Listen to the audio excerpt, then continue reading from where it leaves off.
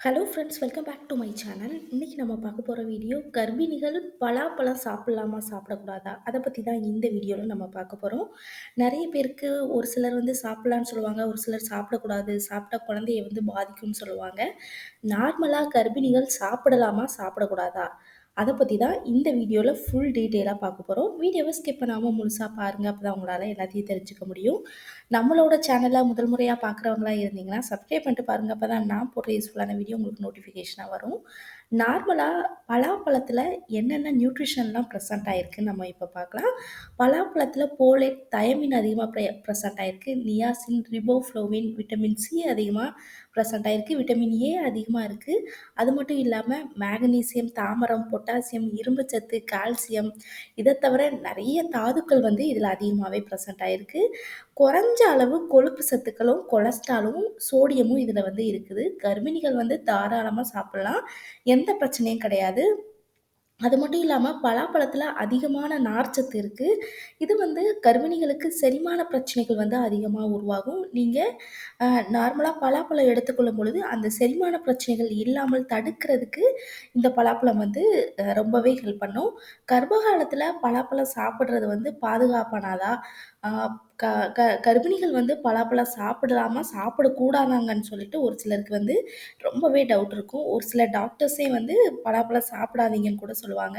ஒரு சிலர் வந்து என்ன நினைப்பாங்கன்னா, கர்ப்ப காலத்தில இந்த பலாப்பழம் சாப்பிட்றதுனால கருச்சிதைவு உண்டாகுமோன்னு கூட ஒரு சிலர் வந்து சொல்லுவாங்க. சாப்பிட்டா கருச்சிதைவு ஏற்படுங்கிற மாதிரி, குழந்தைக்கு வந்து ஏதாவது தீங்கு ஏற்படும், இந்த மாதிரி கூட சொல்லுவாங்க. ஆனா கர்ப்ப காலத்தில க கம்மியான அளவு, அதாவது ஒரு நாளைக்கு 2 ஒரு 5 சொல வரைக்குமே நம்ம சாப்பிடலாம். எந்த ப்ராப்ளமும் கிடையாது. ஒரு சிலர் ரொம்ப பிடிக்கும்னு சொல்லிட்டு 1/2 கிலோவோ, 1 கிலோவோ, இல்ல 1/4 கிலோவோ அதிகமா எடுத்துக்கொள்ளும் பொழுது தான் அதிகமான பிரச்சனைகள வந்து உருவாக்கும். மத்தபடி கர்ப்பிணிகள் அ பலாப்பழம் வந்து தாராளமா சாப்பிடலாம். எந்த ப்ராப்ளமும் கிடையாது.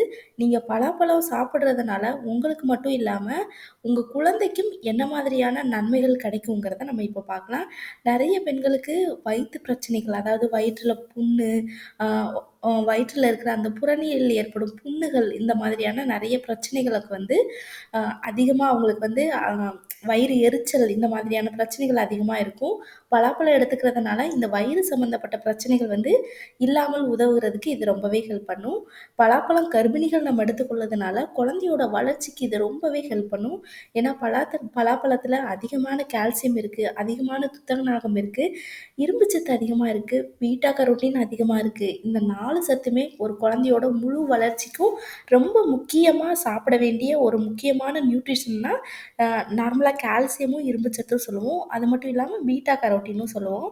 இந்த 3மே இந்த பலாப்பழத்தில வந்து அதிகமா இருக்கு. அது மட்டும் இல்லாம குழந்தைக்கு வளர்ச்சிக்கு, குழந்தையோட கண் வளர்ச்சிக்கு ரொம்ப முக்கியமா தேவைப்படுறது விட்டமின் ஏ தான். விட்டமின் ஏ வந்து இந்த பலாப்பழத்தில வந்து ரொம்பவே அதிகமா இருக்கு. அது மட்டும் இல்லாம விட்டமின் சியும் நம்மளுக்கு அதிகமா தேவைப்படும். அதுவும் கர்ப்பிணிகளுக்கு. என்ன காரணம்னா, விட்டமின் சி என்ன ஃபங்ஷன் பண்ணும்னா, நம்மளுடைய இரும்புச்சத்து, அதாவது ஹீமோகுளோபின எல்லா உறுப்புகளுக்கும் எடுத்து செல்றது இந்த விட்டமின் சி தான். நார்மலா நம்ம சாப்பிடுற உணவுலேருந்து அந்த ஹீமோகுளோபின உறிஞ்சு எல்லா உறுப்புகளுக்கும் கரெக்டான அளவு கொண்டு செல்றதுக்கு இந்த விட்டமின் சி தான் ரொம்பவே ஹெல்ப் பண்ணும். போலேட் நம்மளோட இரும்பு சத்த அதிகரிக்கிறதுக்கு இந்த போலேட் தான் ரொம்பவே ஹெல்ப் பண்ணும்.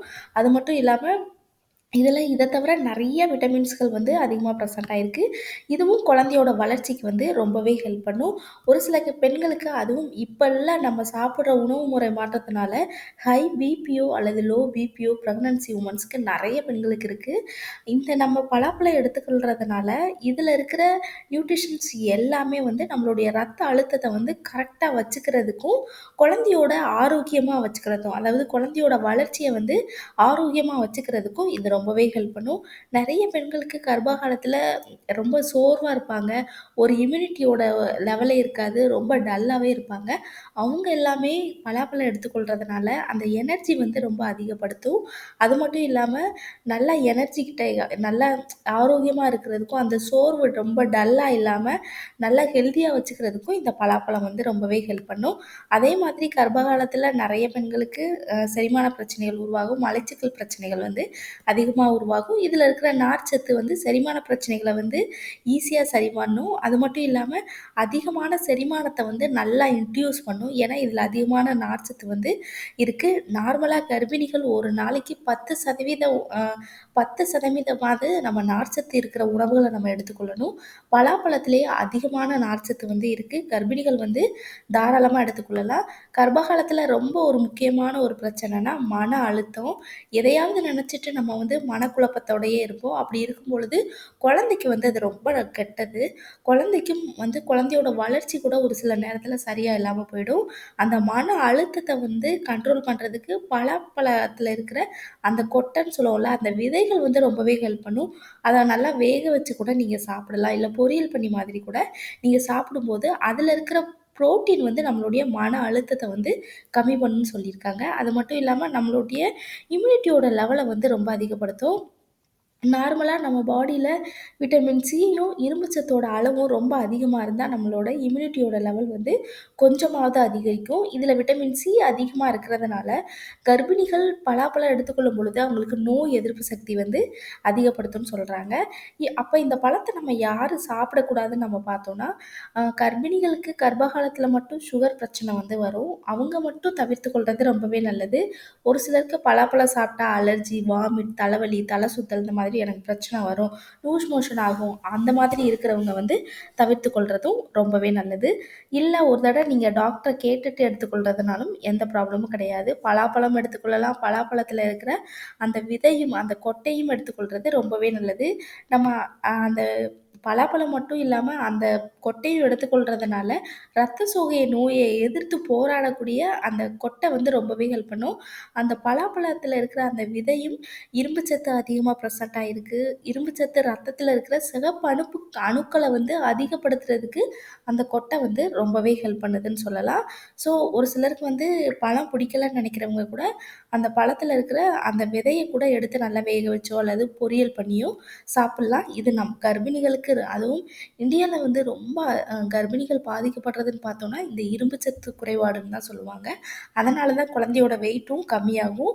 ஸோ குழந்தையோட வெயிட் அதிகரிக்கும்னு நெனைக்கிறவங்க, இந்த பலாப்பழ கொட்டைய வந்து நல்லா வேக வச்சு நம்ம எடுத்துக்கொள்ளும் பொழுது, உங்களுக்கு இன்னுமே ரொம்பவே நல்லாயிருக்கும். அது மட்டும் இல்லாம, உங்களோட ஒரு சிலருக்கு சருமத்தில வந்து அதாவது தோல் பிரச்சனைகள், ரொம்ப டல்லா இருக்கிறது, ரொம்ப வறட்சியா இருக்கிறது, அதெல்லாம் கூட பலாப்பழ விதைகள் வந்து நல்லாவே ஹெல்ப் பண்ணும்னு சொல்றாங்க. அ நம்ம நம்ம பாடியில ஈஸியா சளியோ, இருமலோ, காய்ச்சலோ வராமல் தடுக்கிறதுக்கும் இந்த பலாப்பழம் வந்து ஹெல்ப் பண்ணும். ஏன்னா, இது நம்ம பாடியில இருக்கிற இம்யூனிட்டியோட லெவல வந்து அதிகப்படுத்தும்னு சொல்றாங்க. ஓகே ஃப்ரெண்ட்ஸ், இந்த வீடியோ உங்களுக்கு ரொம்பவே யூஸ்ஃபுல்லா இருக்கும்னு நெனைக்கிறேன். இந்த வீடியோ பிடிச்சிருந்ததுன்னா லைக் பண்ணுங்க, ஷேர் பண்ணுங்க, கமெண்ட் பண்ணுங்க. மறக்காம சப்ஸ்கிரைப் பண்ணிடுங்க.